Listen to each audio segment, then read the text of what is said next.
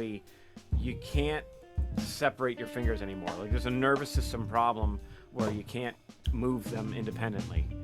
We'll come up with the exact. It's like terrifying because it can just happen.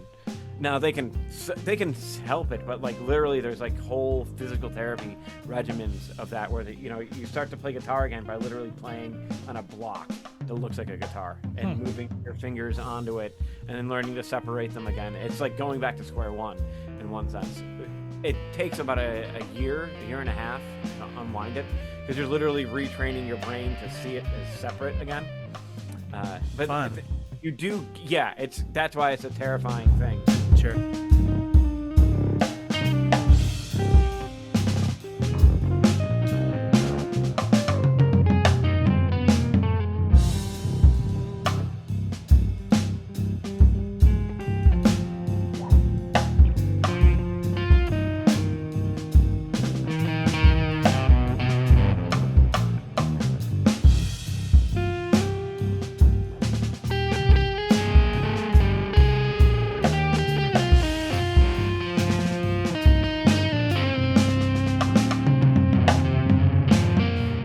On episode 34, I literally just pulled it up.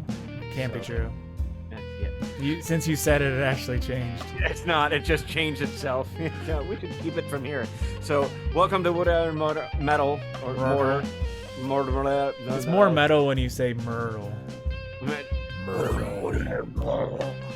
Episode 34, which has officially been checked and rechecked because I have a reputation that I'm trying to unwind a little bit.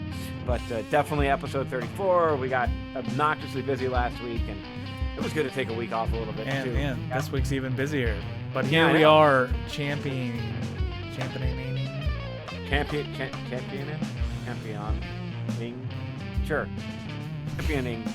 Wood. That's the name of my next record. Championing.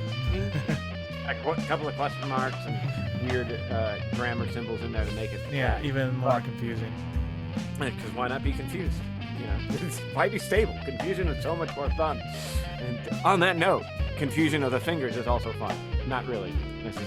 This is a hand injury episode on that one, and we were just literally, oh, look at you, tricky guy. This detachable thumb trick. I used to be, oh yeah. How to do that, but not well. I'm under no delusions that I can do it. Whoa, there it is. Now our kids are like, whoa. Yeah, we just gained some 5-year-old listeners, so keep your language in check out. I'll try to. I still have that video of Sam imitating me when I lost my keys, which is classic, but not for internet. Well, maybe for internet clout, but definitely not for internet good parenting points. Oh, yeah. Let's just say at 1.5, he was imitating some words he shouldn't have been able to imitate at that time. It was funny though, absolutely classic. So, anyways, about hand injuries. One of the biggest guitar and instrumentalists, most instrumentalists. Very scary. Yeah, very scary. Very scary. How do you deal with them? How do you prevent them? The big thing, prevention. An ounce of prevention is worth many, many years of cure with that. I know how the real saying goes, it's worth a pound of cure, but either way. How do you prevent these things? Because I had them a couple of times when I was in music school. I had 2 pulled pinky tendons, which was really annoying.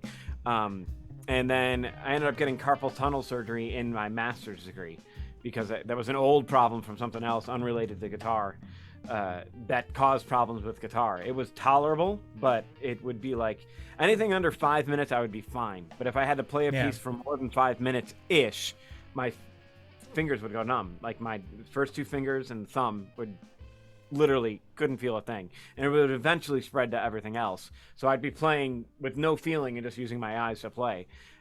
It worked. Like I clearly was capable enough to make it through and get up to competition level playing, but during the course of that set, I was playing with a numb hand, and of course the fretting hand. It's not the plucking hand. It's got to be every beginner guitar player is like, how do I get that? That sounds nice. Yeah, exactly. It hurts so bad. It's like if only I had some sensation. I'm literally just kind of flopping around in a Bach fugue. So, and then I mean, Adam's story is not uncommon at all. Like if you've No, been that's the thing that around makes it worse. guitarist and bassist and cellist and something, like it's so common. Yeah, well, I mean, like Eric Clapton has neuropathy in both his hands, can barely play now, apparently, which sucks. Yngwie had a tendonitis bout that was debilitating. You know, Steve Vai just had surgery on his thumb for trigger finger, and his shoulder for something else. Just because of Right. it. And that video, if you guys haven't checked it out, it's the one where he introduces the song Knapsack. Forget what it was on YouTube, but you know, he's sitting there in, you know, a shoulder brace, and his other thumb is like wrapped up in surgical tape so he could play. He could but the good news is like it was trigger finger on his thumb, so it locked it into place, but once they released it, he was fine. You know, and he could play. And then he wrote a song for one hand that's like, you suck, dude. That's annoying as hell. It was just it's an incredible song. So, but one of the things he says in the video, which I sent this to all my students as soon as he said it, he's like, now I hold the guitar like a classical position, you know, and he's got like, I think he actually had that Oasis pillow, and he was holding the Pia guitar up and in the proper position for it to be able to play. You know, what's funny? I was, so I was listening to Julian Lage interview on No Guitar is Safe. So Julian had hand problems too. Yeah. Yep. He had some scar tissue in there. But he did the total opposite. So he was mentioning how he used to play more with like on his fingertips, and he thought that was the right way to do it. And he thought all these things, and he's like, this is the proper positioning. And then he realized, at least for him, that was what was like 90% of his issues. And he said when he started fixing it, he started playing on the pads of his fingers. So he always plays on the pads of his fingers now.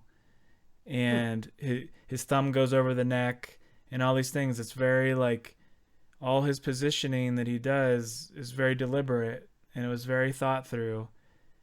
And it's more about function in terms of what he needs it to do, as opposed to what he thinks it's supposed to look like.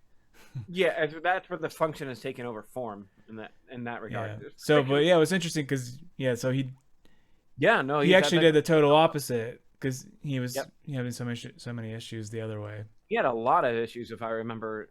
I didn't listen to that interview, but I read something where he had surgery, like to clear up some scar tissue in one of the areas. I forget where in his hand. Yeah, and he did like the whole Alexander technique stuff and everything. Like, there's all kinds of stuff he got into. Yep. Oh yeah, I was Alexander technique is one of the things that I didn't do like an official course of it, but I did. Somebody I knew did it, and they gave me kind of some of the basics, and that really helped. I remember, well, let's back up to first injury, and then we'll get into all those things that kind of help. Because I started, when I was playing, like for the first, I mean, I went to school 15 years into my playing. Yeah. So, you know, I was totally fine. I never had any real issues, and none of the numbness in the hand would come up either. But I also wasn't pushing myself to the level of what classical guitar technique.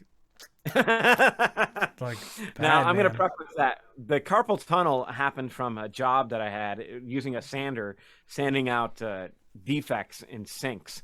Like I used to work for well, I'm not going to say the company's name because, you know, then you can find stuff out about me. But, you know, I used to work for a company where you had to do that for 8 hours with a palm sander, and you know, we had tons of stuff, hearing protection and all that. It was factory work. I got paid really well for my age, and in retrospect, I wish I never would have lost that job in one thing. But because I could be retired right now. You know, it's like if I started at 18 and kept going, that would be it. You know, I was smart with my money, which I wasn't. But regardless, getting to where we are now. So I did that for a while, and that's the big thing that pushed the carpal tunnel to be problematic. And getting the first real injury I had, though, was pulling that tendon. I remember succinctly when I did it. I was practicing a piece where I had a slide on the pinky, you know, in a particular, I was working that passage up, and I slid too hard and like literally caught the fret and bent the pinky in. And I was like, that hurt. And I'm like, well, I got like an 8-hour block of time. I'm not going to take a break. I literally, like, it was a snow day. So it's like, all right, I have all this time to practice. I'm going to get all this work done. I'm set. I'm going to get ahead. And so I played on it for another like hour doing the same thing. And then after that, it hurt so bad, I had to stop. Like, it was like, okay, that's it. Grabbed the peas, iced it, called the doctor, went to the doctor. They're like, yeah, you pulled a tendon. You need to take a month off. because tendons, it's not a pulled muscle. It takes a longer period of time to do its thing. So I did, I wrapped the fingers together, and I was sitting there like every 15 minutes, putting it into an ice thing and taking it out, letting it heat back, doing it again, doing the rice routine. And it got better, but none of the issues in terms of what I was doing with my actual hand technique were addressed with that. Then fast forward a couple of years later, I did it again, just because in one sense, being in the school environment was extremely motivating, but at the same time, I was so overdriven that I would not take a break, like at all. I'm not going to say whether or not it was healthy to the nth degree, because I got to some plateaus that I really wanted to. So I achieved some goals, but at times forced breaks would happen because of that hand. And I pulled my pinky again, not on the same piece, something different. And so I had to take another month and a half off. But that was in the summer, so it wasn't too bad. And then I got into my master's degree, and I was just getting sick and tired of combating the numbness in my hand from the carpal tunnel. I was diagnosed with it. I knew that it was there, but I was functioning around it without too much of a problem till I started to play longer works. And then it's like, this is just getting ridiculous. So I went to a chiropractor, and most of the stuff that he did was great. Like after I would get adjusted and bent, and he did some stuff with my wrists and so on, boom, no problems with the carpal tunnel. Just totally went away for about 3 days, and then it would come back again, and then it would come back again. And it's like, all right, it gets expensive, going to the chiropractor again. Oh yeah, again. Sure. It's just like I'm doing is shuffling out cash, and I was getting results, but not long-term results. And this particular chiropractor, who was good at the chiropractic thing, but way off into the particular views of some medicine that are quackery, is the way to put it, is to an extent. About ducks? Yes, because if they weigh as much of a duck, they're made of wood, and they're a witch. Sure. You burn them. Sure. Anyway, so the he was rabidly anti-carpal tunnel surgery, and I'm like, dude, my options are either come to you for the rest of my life or get the surgery. I'm going to take the risk, because I mean, literally right now my copay is less than what I'm going to be paying you over the next 3 months. Yeah, sure. So for getting surgery. So we got like the top hand surgeon in Cleveland to do an endoscopic carpal tunnel surgery on my right hand, which he did. You can't even see I have no scars really. And they just went in and snip. It was 15 minutes. It took like a full hour, because getting there, surgery, sure. Anesthetic, and I was only out for 15 minutes. But literally when I woke up, I was like, holy crap, your fingers are supposed to feel like that? Like, I didn't know how much sensation I had. Now, mine was not a super bad case of carpal tunnel. It was bad enough where if it was irritated, it would go numb. So I kind of I was in a place where I knew where it was, and I was preemptively treating it in every other way outside of getting the surgery. So it didn't get any worse. But when I got the surgery, it was like immediately better results. After 6 weeks, I went back to playing, and it was like I could play for 2-3 hours like now, and absolutely no numbness in my hands. No problems at all moving things around. Yeah. So that aspect of the guitar playing with carpal tunnel was not directly related to guitar, though practicing did aggravate that just because it was already there. It wasn't caused by that particular issue. The pinky thing, that was stupid in my regards. Like when you're, and I tell this to my students because I've been there. If you're practicing and you hurt something, you stop. Just stop. It's better to lose a day or 2 than a month and a half. So it wasn't. So I guess when I heard your tendon story before, there was an incident. That's not when your tendon broke or whatever. No. Oh no. Yeah. Well, I didn't break the tendon. I pulled it. Too far. Yeah. Yeah. Way too. This went this way. Just like flip. From a slide, and it was just way over gripping. But I will say that the over gripping was totally a symptom from the carpal tunnel, because I couldn't feel it, so I needed to press harder to be able to feel it, which made me press harder, and it was a negative feedback cycle. And after that first injury is where I started to talk to some people, some guys up in the Cleveland Guitar Society, and talking with Steve, our professor, and so on. And it's like, yeah, you're just squeezing way too damn hard. The asterisk, there was carpal tunnel in the background. Either way, I was still over squeezing. So he taught me like there's really cool what we call buzz scales, where instead of going through and actually, fretting the notes, Yeah. you'd go through and you'd push, and then intentionally keep that buzz going as much as possible. So the motion of keeping your finger down, you're actually lifting it up off the notes.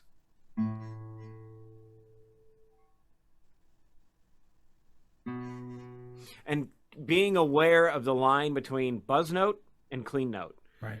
And you realize... Just teaching yourself not to press so hard, right? Yeah, teaching yourself not to press so hard, but also it's more a matter of discovering where that pressure line is between clean fretted note and buzz note. Oh, sure. And it's so small. It's not like you need to do like 30 pounds of pressure, because all it takes is like, a quarter ounce more pressure or whatever. And I don't know the terminology for sure. proper things, but you get what I'm saying, is that like it was a small amount more pressure on the string and I got a clean note.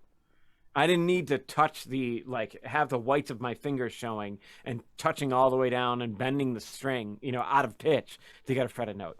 That happened because of the carpal tunnel, and honestly, some of it was playing on 13s. Like my calluses were so thick before I went to classical, I have to like shave them down to be able to get some sensation. But even then, it was more the carpal tunnel than anything else. But the buzz scales really helped me discover physically where that line was and consistently do. Like I would buzz entire pieces. Like I would go through and be like, that was one of the things that I have it written in my 998 score, buzz this piece, like in capital letters written on the top. And I would play it all buzz, the entire thing, like intentionally.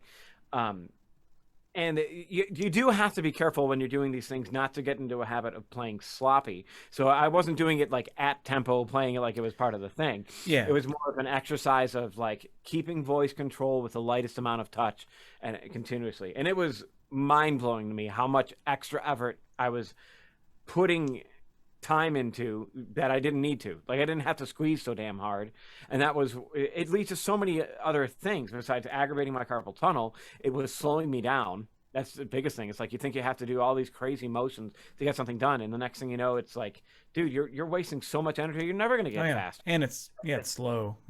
Yeah, it's just not gonna happen. And through observing a lot of other players at the same time, seeing like where I was carrying tension when I was playing, like I had a master class. I forget who it was from, but I was playing and he's like, dude, you're way too tense. He's like, you need to relax. And I'm like, okay, I am relaxed. And he came up to me and he like in front of like the class and he put his hand on my shoulder. He's like, okay, relax.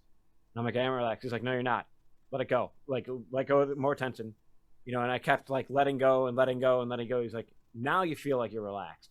And the total difference in like my posture was still good, but instead of being like this, and I'm relaxed. What are you talking about?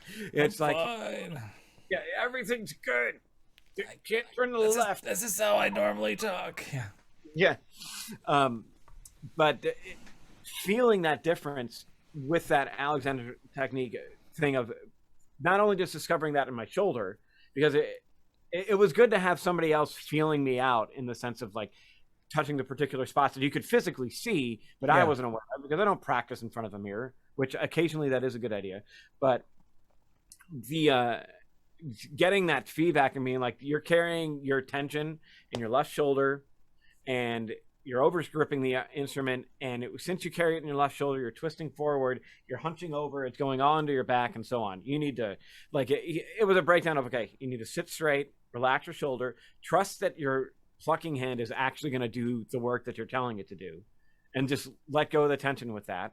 And this hand, let your shoulder come down, let the whole idea of a weight on your elbow pull down a little bit, and let the gravity do the work for your fingers. Like you already have the effort to push it there, but let gravity take it the rest of the way, and pushing onto the guitar. And that's a particular difference, I think, between the electric guitars with the radius and a classical guitar was completely flat. With the electric guitar, you kind of have a built-in angle, so if you're straight, it's still curved, and you can use your fingers in a gravitational way. Yeah, I mean, it's still relatively flat, though, right? It's still relatively, yeah, of course. But going from relatively to completely flat there is no curvature on a classical fretboard. So that having a slight tilt back of the neck really allows you to use the fingers for gravity on that. That was the big thing, is because whenever there was bar chords, it was like I was squeezing so hard, Sure. letting it go to get into another shape was just like I'd have to put an effort to relax my hand. They're like, yeah, that's because you're thinking squeeze and not weight, like in terms of WEIGHT. That was right? Yeah, sure. Um, and using the weight of your hand on the elbow, pulling down a little bit on the neck to get that oomph of pressure to play a bar chord or whatever passage was doing its thing, is a hell of a lot more efficient than just squeezing. Yeah. You know. So and that was you've kicked off a lot of thoughts in my head, but you can continue if you want, or I can go ahead. Now. So I've been thinking. We kind of, before we started recording, we said we were going to talk about this, and I was saying at this point I've luckily not had any hand injuries, 30 years of playing, but it's not because I wasn't, or I got lucky, or a little bit's luck probably, but it's something that I, for whatever reason, for as long as I can remember, it was always important to me on guitar, even before taking lessons or anything, to not put your hand in bad places. Mm-hmm. So like, I knew from the get-go, like, this wasn't a proper way to hold, it was, for whatever reason, it was intuitive to me to say, well, that's not a natural position for your hand, and that, doing like weird, like really strained things is not natural.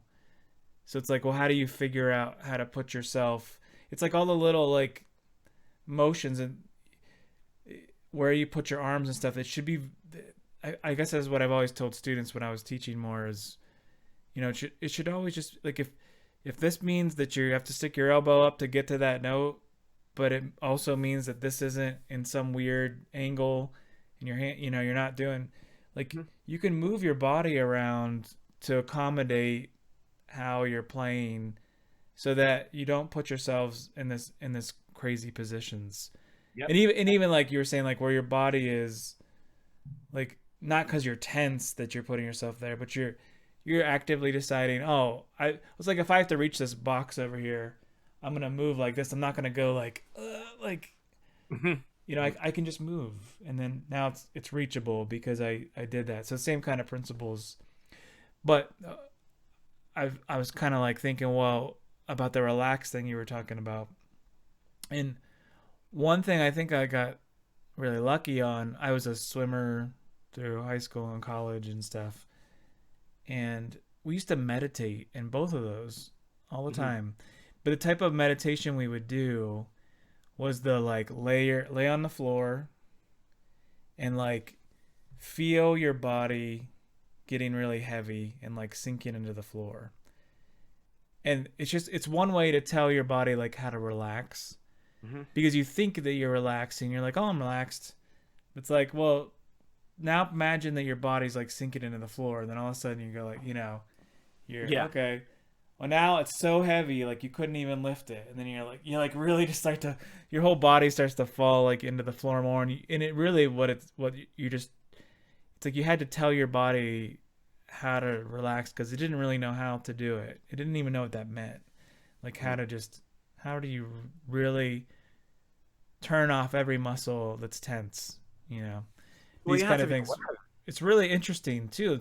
It's like almost like an enlightenment sort of thing moment, where you're like, huh, like I didn't realize this whole time this muscle right here was like flexing. Yep. Like, why is this muscle flexing? And then you're like, oh, and then you let it relax, huh? And then there's all these like facial muscles and stuff too, right? That they get real tense, or like in your neck. There's like so many all over the place in your whole body that are just like, they're tense for even when you're doing normal stuff, you're writing or doing all these things, they're always tense. They're just like always locked up. And you have to like learn how to like, well, how do I, it's like you have to like, sometimes you have to like, the only way you're going to get this to unlock is you got to unlock this first and unlock this first and unlock this first. And all of a sudden you're like, oh, and then, then it loosens up. So I think those kind of things are really interesting. And Yeah. then it's like I said, kind of, it's almost, enlightenment's a weird word, but it's sort of true in this regard. It's like just knowing your body a little bit and like Yeah. being aware of the moment of where you're at. So the reason I mentioned that is like when I'm playing, I don't always have the best posture and all these kind of things.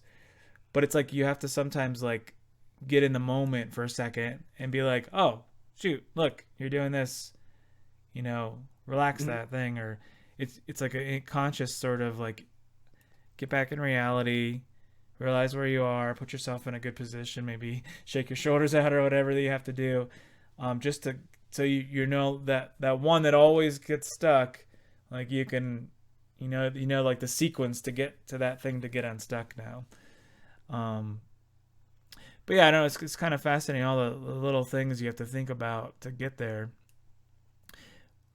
So I guess just to highlight my points, which were just being aware of the fact that you can, for everything else that you do, probably you mostly are comfortable just moving in places that are comfortable, and you Mhm. can do that with a guitar. Like move your body in a way that makes it feel comfortable. It shouldn't. You should never feel like, even like big stretches or something. Like, yeah, you're not gonna hold that stretch forever, but Exactly. it Yeah. should be done. Like, well, what's the easiest way for you to do that doesn't hurt?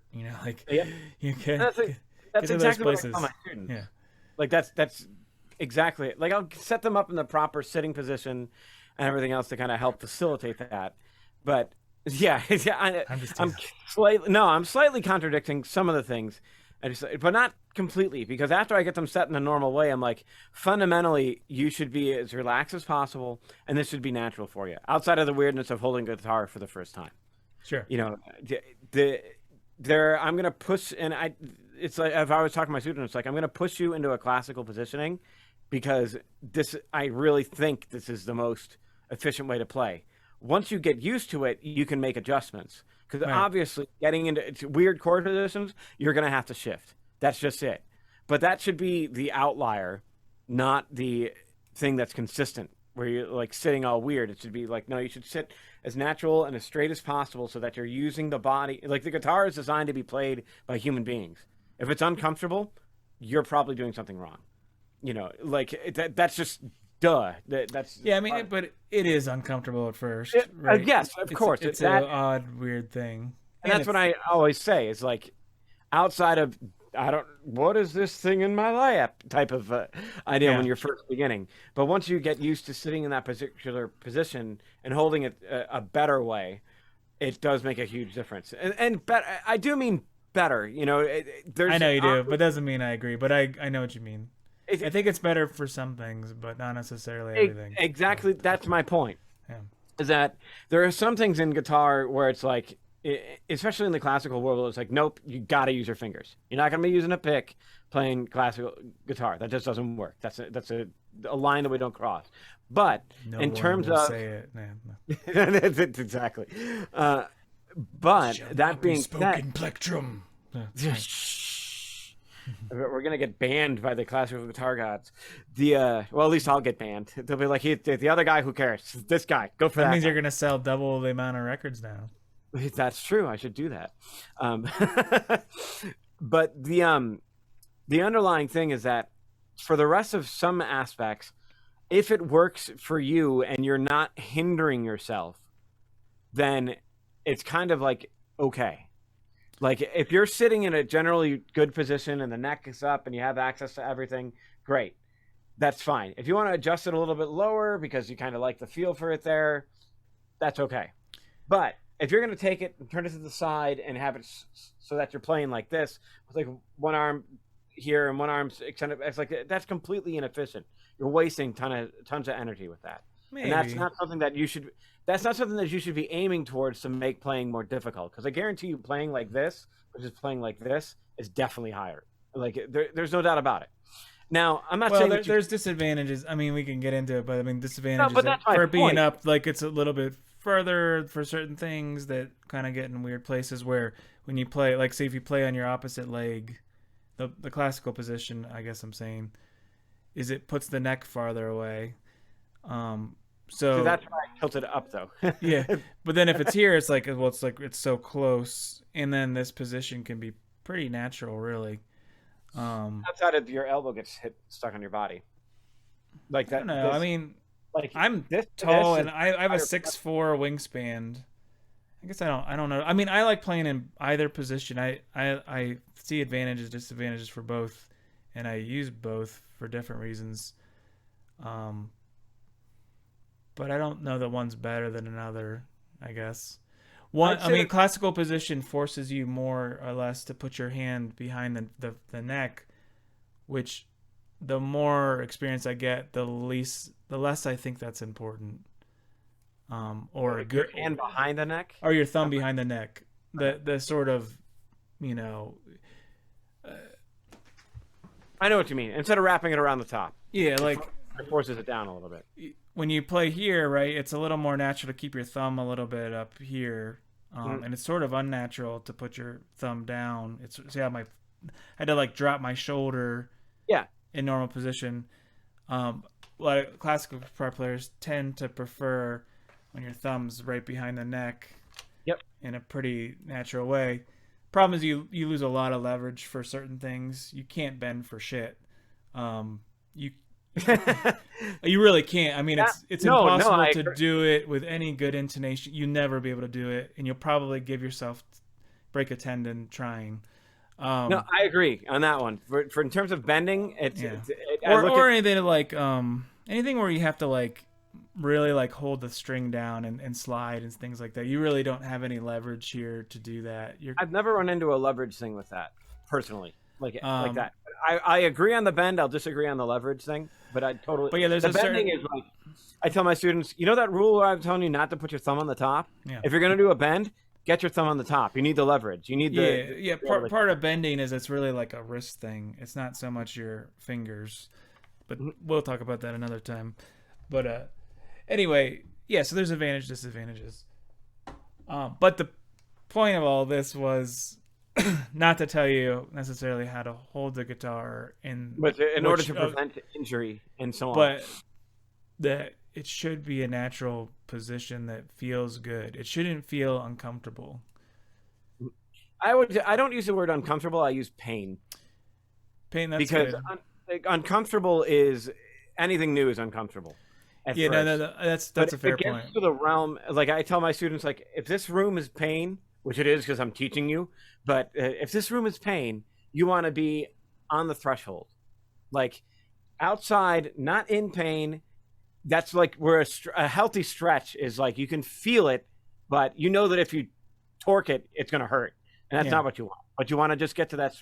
That's exactly where you want to have that sensation in terms of if you're doing a new thing. It should be feeling like you're getting stretched, but not to the point where it's hurting. If it's hurting, you're doing something wrong. Yeah. You know, that's clear. Your body's telling you, hey, this isn't working for you. Something needs to change. So and that's a weird. I mean, I guess the reason I use uncomfortable, but I know why you're saying that, because what you don't want to say is, well, it hurts my fingertips, so we're trying to be like, well, ignore that for a while. Yeah, but it'll get better. Pain's kind of everybody has different pain tolerances. I mean, there's people that can like bend their hands in all kinds of weird ways and not really feel it, but it's not necessarily a good thing, you know. Mm-hmm. Yeah. Or some people can't take pain at all.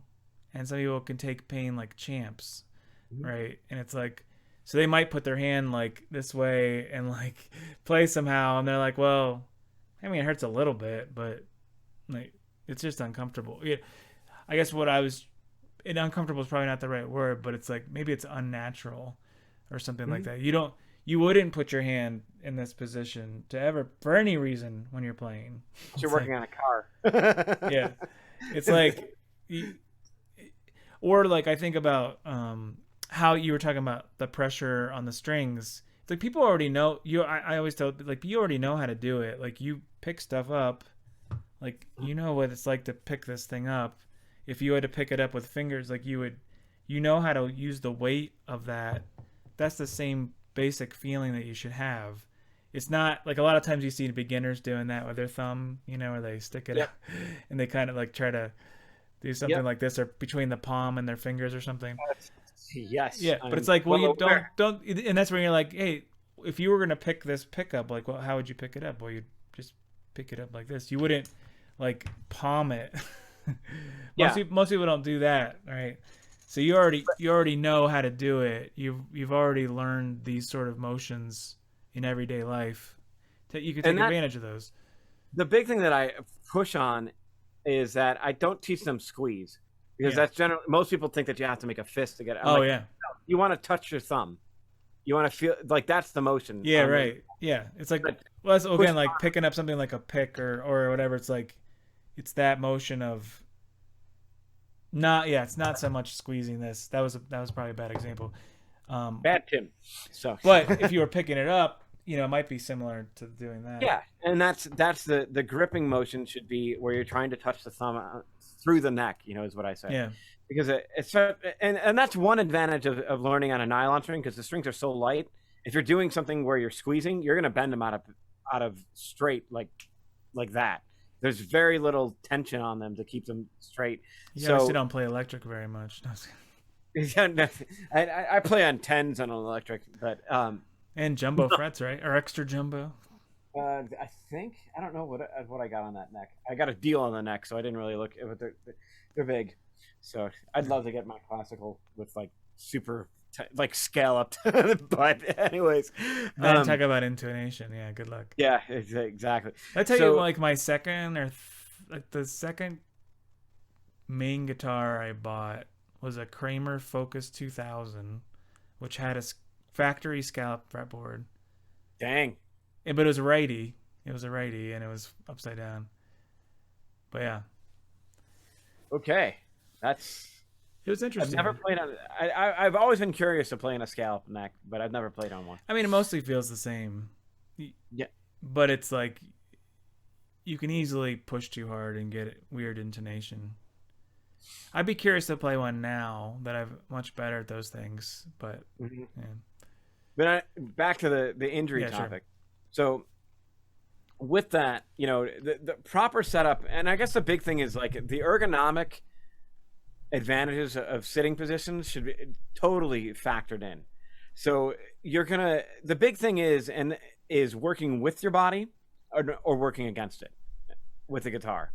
You hold a guitar almost any way, to an extent, and play it, but is that the best way possible? And like I tell all my students at the beginning of the semester, you're going to hear me say this to you a lot, but I'll tell you now. And this saying is this: that was like falling down the stairs and landing on your feet. Yes, you got to the bottom and you're okay, but there was clearly a better way to do that with less potential for injury or catastrophic destruction along the way.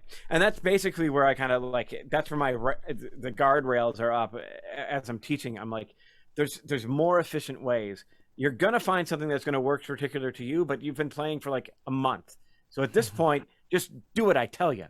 And I don't necessarily, well, I may say that to my college students, but just listen to me, and you're going to get to the point where you can make those decisions where the adjustments that you need, because you know what's going to be efficient and what's not. But right now, you don't have a clue. That's what you're paying me for, So I just, I always aim towards as ergonomic as possible. Sure. And working with the body, and that will reduce the potential for injuries. As soon as that Steve Vai video, to kind of bring things back to that, came out, I was like, this is why I'm telling you to sit the way that you're sitting. He's now compensating that with a classical positioning in order to be able to have everything open and not hurt his back and overthink. When I was studying with Pierre, he was like, don't sit the way I sit. He's like, I have back problems like you wouldn't believe. But, after 35 years of playing this particular way, I'm not changing anything, and he can still play. But Pierre's also a gigantic dude. I think he is like 6'3", 6'4". He's a big guy. So when he plays with the guitar, him leaning over is a hell of a lot of real estate going over the thing. Sure. So that's how he plays. But his back is feeling it, and it's Clapton with the neuropathy, all this type of thing when he was playing, like this cocked wrist thing. Every time I watch him, I'm like, oh, just straighten it out, What's funny though is he's the only bluesy guy I know that had any hand problems. I can't think of anyone else really. Off the top of my head, bluesy guy, I don't know. I have no idea. but I know Ingve, another rock guy, big hand problems for a while there. And I mean, it's something that you'll usually encounter at higher levels of playing. Like, and I'm not using that to tout up my own playing. I'm just saying, like, guys that are like Hillary Hahn, finger and wrist issues. All those players at that level are always concerned about how they're doing, and they generally work well, but they also we work hard. That's I mean, there's also just there's some amount of it. It is a luck thing a little bit, I think, because I mean, we're talking about people, particularly the best of the best of the best. I mean, they are literally practicing 12 hours a day for 30 years, like, or whatever, 18 years, 20. And if you look at the amount of time they put in it, even compared to someone practicing 6 hours a day, it's like they doubled that. You know? And you're like, because you hear like Julian Lage or whatever, it's like the amount of time that he practiced is enormous. It's way more than I have. Yeah. And I wish I could practice that much, but I don't have time. But it's kind of one of those, like, you can't, it's hard to compare. So some people who only practice a couple hours a day might not have any issues until they're 60 or something, because they actually didn't hit that mark that Julian hit when he was 17, in terms of the amount of hours actually put in. So there's a little bit of that too. We kind of have to look at, and then there's genetic things too. There's genetic things, right? Or arthritis or something, right? Yeah. And that's why I got my Steve Vai bracelet. The arthritis. Not that I have arthritis or anything, but I figured it would help with my pinky. And I don't know if it was that helped with my pinky this last time, because I started to get pain on the outside of the finger, but I wasn't doing anything with like sliding. And I took a break for like a week and a half, 2 weeks after I slammed my finger with a pickaxe, my middle finger, of course, on the fretting hand of all hands. It's like, seriously. Yeah, right. I'm just like, well, and I could play on it, and it didn't hurt, didn't bother me to play, but I'm like, you know what? I'm going to be smart, because of the last times where I pushed myself even though it hurt. It's like, nope, I'm just taking the time. It's better to take a week or two off, which Julie loves because I got a ton of housework done. But this isn't helping my hand. Yeah, exactly. But the fundamental thing is that I took the time to recover, and I noticed that, like, in terms of the pinky, it was completely because of working out. Like, I noticed it when I went to do another bench press, I could feel it push on the spot where it was sensitive and it hurt. And I'm like, all right, I need to get some padding, because I never used quote unquote workout gloves or whatever. So I bought a cheap pair, seeing it to see if it made a difference. Night and day. Like, oh, wait, that pain is no longer crazily there anymore, and it doesn't hurt to play, and I'm totally fine. That was like, well, duh. And I got one of those Theraguns, the little thumper massagers. You don't have to get a Theragun; they're like $500, but the other ones you can get on Amazon that do close to the same thing for $100. So I have one of those, and I just use it on my hand, and it's wild. It's great. I wake up in the morning with my hand feeling open and relaxed. I remember when I went to the hand doctor recently, like in the last 5 years. And he's like, you got to stretch more. But he's like, you're not going to injure your finger to the point of not being able to play. He's like, that's not going to happen. I can help you with anything, which is good. I'll take a doctor with that much confidence. Yeah, sure. That's what you want. Give me the doctor and the surgeons that have a God complex, because I want the guy that's touching and screwing with my body to really be confident with what he's doing. I don't want him to second guess. He's like, I'm not sure while I'm in here if this is like, no, be sure. Do me a favor. But anyways, he like brought up that point, reiterated stretching, and he's like, just stretch it, take an ibuprofen in the morning. He's like, you'll be fine. And sure enough, that was it. With this last thing, with the weight thing, that was really, it was annoying, because it's like, well, I need to do something to keep my body in shape in order to keep playing. That's just like, I'm sedentary for at least 3 or 4 hours a day practicing. So this continual not getting physical is going to add up in another way. So it's like, boom. So I got into a workout routine that I pretty much I'm stuck with and I'm happy with, but it's like, I'm working out and now my hands are hurting and I can't play guitar. And I'm like, are you serious? The human body is a pain in the ass at times. Sorry, 5-year-olds. Oh, yeah. I did it. I pushed it over that line. But it's like I'm trying to maintain everything, and now I got this problem with the work. But that was literally or too many literallys there. But that was more of get something with padding, problem is solved. And that now I'm looking at like some really good workout gloves with even more padding just to be absolutely sure I don't have to worry about it. And it's mainly the bench press that does it. Yeah. No, I'm taking guitar. Like if between being in shape and playing guitar would win. But I like being in shape because it makes me more like this was the other thing too with that I've noticed with getting into shape and playing guitar is that my tension levels when I'm playing are way lower when I've worked out. It just gets rid of the internal angst that performance anxiety or practice anxiety that is out there. Well, it's like natural stress reliever, right? To work out. Yeah, exactly. So it helps. Plus, I used to work out when I would practice, just like take it out on a pull-up bar if I made a mistake. It would work. Yeah. And then Adam could do 100 one-arm pull-ups in a row. Exactly. Thank you, Buck. It's like you try to do one just normally, like in your good spirits, and you can't even do one. And then somebody says, Buck. And you're like, no. It does make a difference, man. That anger gets channeled. That pre-workout is me just listening to my recordings. That's right. Oh, jeez. Yeah, except that then it ends up with you like banging your head into it too. You're like, you are worthless. Why do you play this thing? Yeah. Oh, the things we tell ourselves. But ultimately, with the hand injuries, it's a matter of proper technique in the sense of working with your body working more with your body than against it. There will be times where things get weird, but that's the exception, not the rule. So you generally sit into something that's going to be complementary to holding the instrument with your body. That's the first thing. The second thing is being aware of where tension is while you're playing.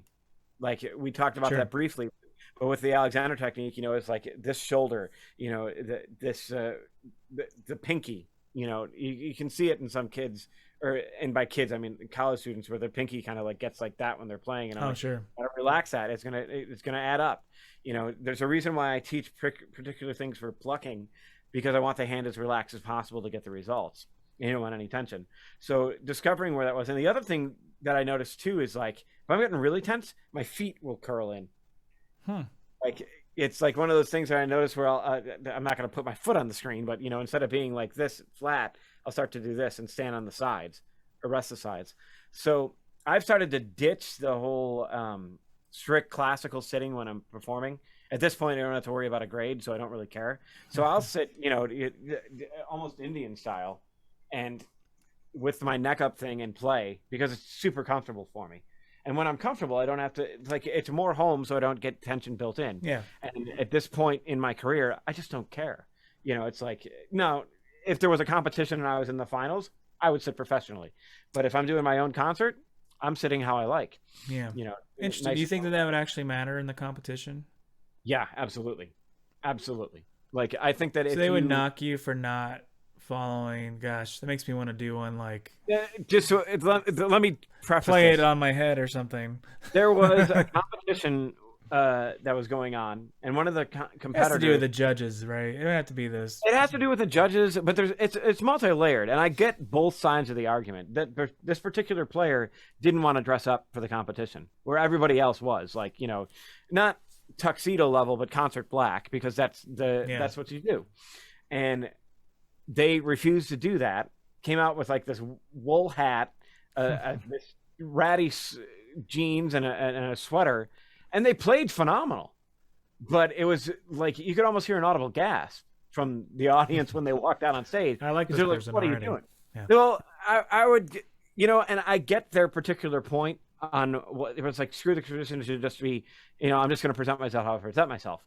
I get that, like, but when there's like $2,000 to $5,000 on the line, and they're just asking you to dress up to be considered, it's like, okay, can I be bought? I guess is what I'm saying is yes. So this is not. I'll throw away my individuality to an extent, but I mean, you're already playing classical guitar. There's no individuality. There's the shots fired. Nice one. But honestly, there is something to. You're not necessarily wrong with that. because that's the other haughty-taughty aspect of it. And you get these guys that have been raised in that particular field of dress up in a suit when they particularly play, or the women wear long foot. It's just, and then they have this young kid come out that may be extraordinarily talented, but because of the way they're basically giving a middle finger to the judges and so on, it's like it's not going to bode well for you. And they sure enough, the greatest artists, right? They would have all done that, like, just normally, right? Like, what do you mean in this? Well, just in the, we love Van Gogh and we love all these, these people because they were willing to challenge the traditions or whatever. But they also didn't make any money till they were dead. Yeah. So it's not a professional choice. It's something else maybe that lives longer too, in a sense. To an extent, I don't disagree with you in the least. But because do you even remember the names of the other people or what they were wearing? I knew they were dressed up. So they all look the same and they sound the same. And they definitely didn't sound the same. And this person was particularly, they were good. Like, they definitely could have placed way higher than they did. Like, they came in like last. And it was everything. I am willing to cut off my right arm in a bet to be like, it had everything to do with how they looked that particular night. Yeah, sure. I mean, well, we'll get this another day, but yeah, the way you present yourself, yes, does have an effect on how people hear you. I believe this is true. No, I completely agree. And I'm not saying to change one's particular style in order to fit a particular mold, but when you're going into a particular aspect of your playing career that has been a certain way for so long, and they're not asking you to change your musical style, they're not interfering with your quote-unquote art. They already told you that. Part of your what's the word I'm looking for? When you part join of the a cult, the programming. The programming. Yeah, you need to leave the individual out, let the Bach in. So why haven't you cut your hair yet? It's Bach. It's Bach. He's telling me to grow my hair out. He actually wore a wig. I have to go buy a wig. So actually, I don't know if that's true. I don't think it is. He hated guitar anyway. Don't worry. Yeah, I know. He never wrote for it. Bastard. But I don't even know how we got to this particular thing of the aesthetics. But regardless, that I get both sides of that argument with the aesthetic element, because it was such a shocking anti thing to the tradition that the judges were like, yeah, no. And I know those judges, like, they're incredible players. So I was like, those are not the guys that I want to piss off, because outside of the set, like, not necessarily piss off is the wrong word, insult, by my particular dress, because those are the guys that could be like, come and study with me, and then my career is set. Yeah, I guess so it's like, I get the other aspect, but it was just like, that's a dumb trade-off, because now your career not necessarily has ended, but your potential has been, you have a lot more climbing to do on things than if you just did one. Maybe not. Who knows? I think it was definitely a negative outcome that could have been much more positive had something happened with that. So I think we got on that because we were talking about... You were just saying that when you do your concerts, you sit how's comfortable. Oh, yeah, I sit in a particular way comfortable. But I'm at a point now where I don't have anything to prove. Like, I'm not out there to be, like, winning a competition. Though, like I said, when I would do a competition, of course I'd sit the normal way, because I understand what's going on with the field with that. But if I'm giving a concert somewhere, it's like... I usually will dress up, and up being a button-down shirt that's been pressed and ironed, and some jeans and casual shoes. Well, I was gonna say what normal people wear to work every day, except the jeans part. Yeah, exactly. And now, granted, when I'm teaching, I dress professionally, because that's one of those things that it's like, if you take yourself seriously when you're teaching, your students will take you seriously as well. Yeah, I don't walk in with the whole perception thing does matter for sure. But it's evolution, baby. we look for those things. It's been a long time of looking at them. It's just the way that it is for the time being. I don't think it's going to change overnight, but I'd love it to be just a music thing, but it's not. Everybody's got their style thing. Like, in one sense, what Matt was saying about, like, guys were concerned about their brand and everything else while they were out on tour, and he was concerned about the music. So, and I get that, I totally agree with him on it, but it's just like the field that I'm in is that particular thing. If I'm doing a concert, fine. But if I'm called out to like a particular festival or whatever, like, a classical guitar conference, I'm going to be as accommodating as possible without getting uncomfortable, if that makes sense. Yeah, because well, we're totally diving into other stuff, but it's like it's your strategy, right? It's a strategical move to say, I would like to make some more friends in this business. I would rather do that by being respectful and whatever. You're playing the game, so to speak, so that hopefully leads to more opportunities. Exactly. That's a very good reason to dress up a certain way or sit a certain way, potentially. And then you get guys like Barrios, who walked out dressed as an Indian. So, yeah, of course, he was like, the Michael Jackson of classical guitar at the time, the absolute pinnacle. So he could do whatever the hell he wanted when he walked out. And then it's like Roland Deans, when I saw him. Dude, were you at that concert? Did you catch that one? Or no? No, I did not see him, unfortunately. And then he passed away like 6 months later. But he didn't have a program. Like, he's like, so when do you want the intermission? And he just told the guy that was watching the, he's like, just listen for tremolo. After that song, I'll come out.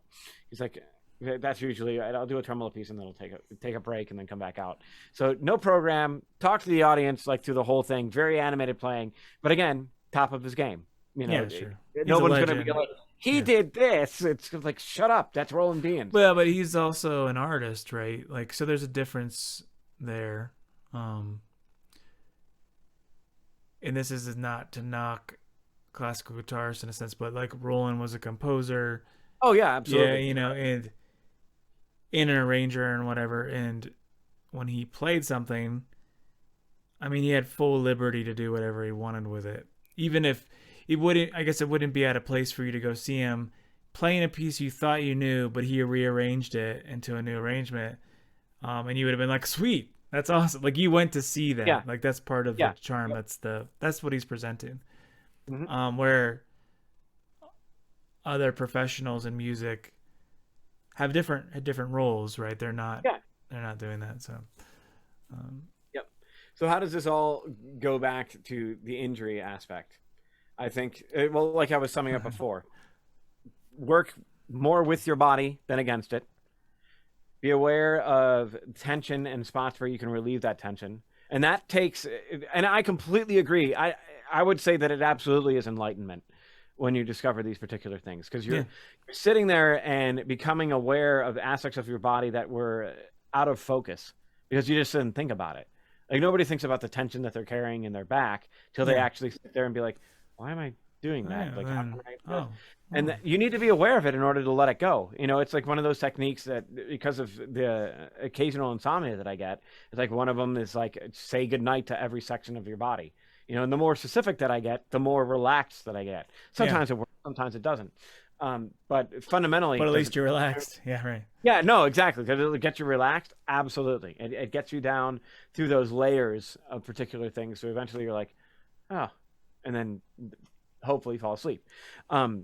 So being aware of the tension, and where it doesn't matter if it's just in your upper body or in your hands, you can place it. That's where I think my feet do the thing. If I'm really tense, because it's like, I want to keep this loose, so I'll just transfer it to my feet. It's like, no, I have to literally visualize like it just kind of like washing out of me, type of thing. And that's you come up with so many different approaches in terms of mental exercises and physical exercises in order to stay in a particular state for performance, that these are all things that you should take into the practice room as well. Because in one sense, what you get on stage is what you put into the practice. So trying to immediately get into a relaxed frame of mind before you walk out on stage when you're practicing continually tense, it's just not going to happen. So you need to like, when I usually start playing, I start in the most relaxed way that I can. Like, just doing a simple chromatic climb on each string, keeping my fingers straight, just playing the notes, get them to sound good, taking it real easy, and then I move into like my official exercises and so on, but all with the sense of trying to let go as much as I can in the muscle area, and trust that my hands have been trained to do the job. And usually when I do that, it works out great. Yeah, sure. Usually. I mean, I'm not flawless. Yeah. And Yeah. something you had hinted at before, and I just as an addendum to those things is that we do something physical with an instrument that's it's almost like being an athlete. Mhm. There's a lot of parallels. So like you can't just say, well, it's all about the music, man, or it's like it's just the art, dude. Like that's all very important, but it is a physical activity that you're doing. And there's a lot we can glean and learn from other things and professions or whatever that use the body, particularly in a physical athletic way. So like even like you mentioned Alexander technique thing a couple times. It's like I think that was created by an actor. It was like physical actor, and like that's where a lot of that stuff came from. And even athletes. I was talking about being a swimmer, and one I did learn how to stretch and all kinds of other things by being an athlete. But I also learned about the meditation stuff. It's like you can glean things from other physical things that have spent a lot of time thinking about what is relaxed, what is stretched, what is being in shape, the benefits of all these things. So it's not even, you don't even have to just stay in the music world to find out how to do this stuff. And most of the guys, well, I don't want to say most, but it's like I know that David Russell is a crazy runner, like yeah, which God bless his soul. I run, but I don't get it. I don't get the draw, but regardless, I still do it because I got to keep cardio going. And then like it's like what was it? Christopher Parkening was a world championship fly fisherman. Like I think when you get to the level of intensity on one thing, you generally will do that with any aspect that you touch. Yeah, sure. It's just like you never go halvesies on something. It's like nope, full board all the time. That's it. Yeah, that's personality trait too, right? Yep. But So it's on that note of learning about those things. Yeah, right. What's that? I had a segue. On that note of personalities, we have projects that we have challenged each other and signed a blood pact for that we're going to be doing. Every 6 months, some form of a 20 to 30-minute EP. Right. And not only that, so we're going to try. I was telling Adam, I think we should not tell you what it is yet that we're doing as far as details. Yeah. But that the goal here is for at least like the next 2 to 3 years to stick with one path and really hone in on that thing. And we both, I think, found, let's say, niches or whatever in our particular areas that either is not well, there's just not a lot of people doing those things. So there's an opportunity too. And there are things that we both happen to be very passionate about anyway, and very interested in, and have been for a long time. Not just something like, oh, that's pretty cool today. Now I'm going to spend the next 3 years doing it. So it's something I think for both of our choices that we're talking about doing are things that we've both been, like I guess circling around for years. And now what we're trying to do is say, well, then you're going to do that, and I'm going to do that, and let's make that our thing, and something that I don't want to say known for, but like we become a specialist sort of in those things. Yeah, or at least really dive into it for an extended amount of time. Yeah, and I guess that's right. Is what I'm saying. Like 2 to 3 years. It's you can't just be the first record and then the next record is something different and the next record is something different. Nope. And I'm really trying to be careful with my words different because they might very well be all completely different albums, but there are particular aspects that we both have talked about that I'm going to keep out of this for now that are that have to be in it. And we know the two of us know what those are. So there's some ground rules, right, that we're doing here. And one of those is, so the album comes out in 6 months, has to come out the 6 months from today. So I guess let's mark the calendar. This is the 13th, which is a great day. Yeah, it's a great day to start, isn't it? So we're October 13th. So there's November's 1 month, December's 2 months, January, February, March, So April. Is it April? Yeah. Yeah. November, So December, January. April 13th. So well, I think albums now come out on Fridays. So maybe we'll say April 15th, tax day, right? Sweet. And that'll With two all things. your extra refund, you can buy the Yeah, record. exactly. There you go. Um, Or at least stream it for a bunch. but at least we can remember that kind of easy. So it's tax day, or at least what normally is tax day. Um, Yeah, yeah. so anyway, so how do you even do something like that? So we've kind of, the first one's probably going to be the easiest in a way, because I think, especially for Adam, because he's already got some stuff worked up. Yeah, and I already got some stuff ready to But go. anyway, so right now I think we have to give some kind of draft of what we're doing. But the goal is a month from now. By a month from now, we have mapped out how and what we're going to be doing. Since mine's more improv, there's obviously I'm not gonna have to say like full arrangements, or this is just not the type of thing I'm doing. But I'm gonna have to know the songs I'll be doing. Hopefully know who's involved on my side, and sort of make those plans. And then the next month, we start tracking. Maybe there's 2 months of tracking. Then there's 3 months of mixing and whatnot, and fixing. And artwork somewhere in there as well. Yes, there's artwork. There's but I guess the reason that I'm trying to push those kind of dates too, which means, well, like by the end of January, basically you're fully tracked. You're in mixing at this point. Is that we should have a strategy for release too. So hopefully, like, there's a marketing plan or whatever. So we're trying to do it kind of I guess this is what I'm thinking anyway. Doing it like the right way. It's not going to be like 6 months and then all of a sudden like every video comes or whatever. There's going to, part of that's probably be like, you need to do a video at a certain point. Need to do, needs to be released 2 months ahead of time or whatever of these, or something, promo videos or something. Try to line up marketing stuff and all that, so that it's like a real release and not just I don't know. Like, I think we all have a lot of music friends who are like, oh, I just put out a new record today, Yeah, it's like, we're not going to do a Buckethead thing where he's got 415 albums, quote unquote.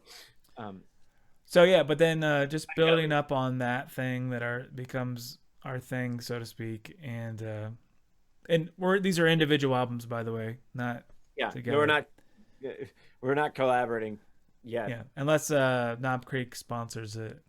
Yeah, at which point we'll do the double 2-sided album thing. Yeah. And by say album, by the way, it's probably just a digital thing, but maybe by like the fourth one though, there'll be such a demand for it. It'll that be we can do a limited run, hand signed copies of vinyl, right? Yeah, probably the vinyl. You have to buy like thousands. You have to sell like 1,000 to really make it worthwhile. Otherwise, you got to sell every record for like $60 to even break even, basically. Yep. It's crazy. Anyways, all right. So that's our game plan. So yeah, what's our game plan? So you have, I guess, do you have some ideas in mind? For me? Yeah. Yeah, I know exactly. You already know like the 20 to 30-minute record, what's going to be on and everything.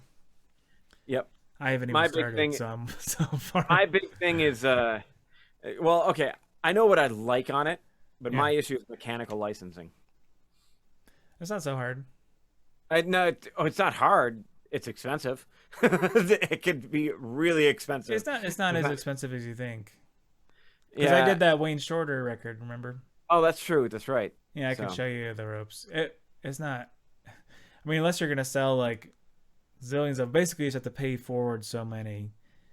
So and it's not that much per each song, really.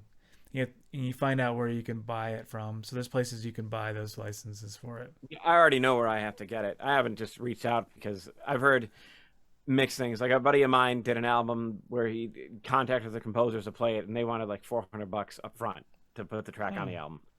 And, well, I guess that's maybe if that's just if they're through a BMI or whatever, you can buy the licenses per track.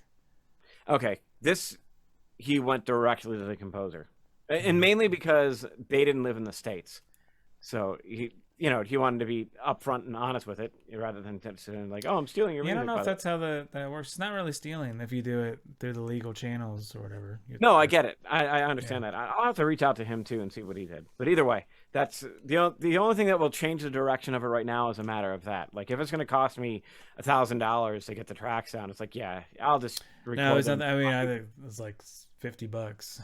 Okay, that's doable. Yeah, that's it really wasn't. It was not much. You just have to do it the right way, and you have to attach those licenses to your distribution. Okay. And you buy like a bulk amount. Say, oh, Okay. I'm gonna sell 100 of these, so I buy 100. And then what you have to do, like, so what they do, like CD Baby and all these things, you can tie that license stuff to it, and they'll actually on the streaming revenue, they already cut it off. Oh, that'll work. Great. Yeah. So Sweet. you might say, oh, normally for a song I got a half a cent. Now I'm getting a quarter of a cent. Because they take it off already. Yeah. Oh, that'll work. Yeah. Cool. It's not so bad. All right, man. So that's it. Episode 34. Catch you all later. We're going to be practicing.